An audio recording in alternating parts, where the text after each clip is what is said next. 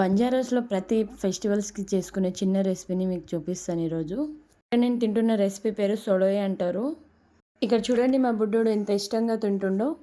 రెసిపీని కట్టెల పొయ్యి మీద చేస్తే మరింత టేస్ట్ పెరుగుతుందని చెప్పేసి కట్టెల పొయ్యి మీద చేస్తున్నాం. మీద ఒక గిన్నె పెట్టుకొని అందులో తగినంత ఆయిల్ వేసుకొని మటన్‌ని అందులో వేసుకోవాలి.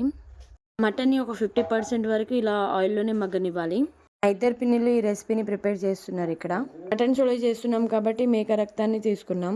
రక్తంలో కొద్దిగా చింతపండు వేసి బాగా పిసికి మటన్లో యాడ్ చేసుకోవాలి. ఇలా వీడియోలో చూపించిన విధంగా మొత్తం కలుపుకున్న తర్వాత పైనుంచి కొద్దిగా అల్లం వెల్లుల్లి పేస్ట్ వేసింది మా పిన్ని.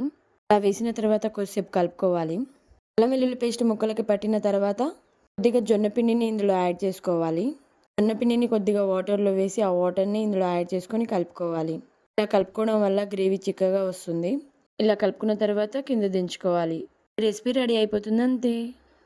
జొన్న రొట్టెతో తింటే బాగుంటుంది టేస్ట్. అండ్ వీడియో నచ్చితే like, share, subscribe to my channel.